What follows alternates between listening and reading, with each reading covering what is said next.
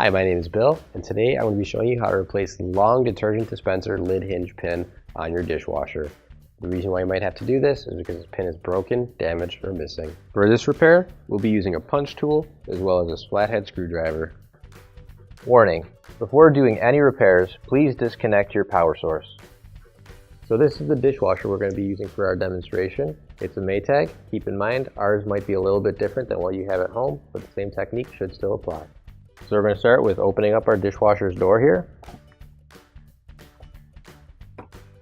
So now what we're going to do is we're just going to open up the lid right here. And we've got this small punch tool. And there's a small hole right here on this side of the lid. And what we have to do is use that to push the pin. There's a small pin in there, and that'll push out, and then we can remove the whole thing. Alright, now I'm going to take out, on this side there's a long pin, as well as this spring right here. Now you can grab your new OEM replacement long detergent lid hinge pin. If you don't have one already, you can find it on our online store. This one's not badly damaged, or you can use this one for the rest of the video. So now we're going to orient this as if it was on here, so you're putting the proper pin into the proper place. But we're going to put the long pin in first, like so, and then the spring.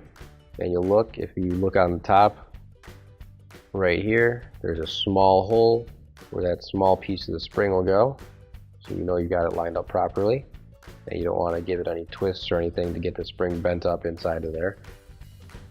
And now we're going to put it back into place, so the long pin will go into the small slot right there, and then we'll line up the pin here, and we'll use a small flathead screwdriver in order to push this pin out and into place. And now the door should close properly, and when you click it, that spring right there, if you did it the right way, it will open up automatically.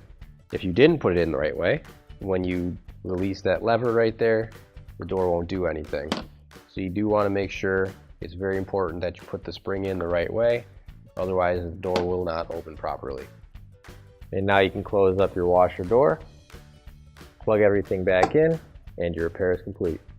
Finally, don't forget to plug in your appliance. If you need to replace any parts for your appliances, you can find an OEM replacement part on our website, PCApplianceRepair.com. Thanks for watching, and please don't forget to like, comment, and share our video. Also, don't forget to subscribe to our channel. Your support helps us make more videos just like these for you to watch for free.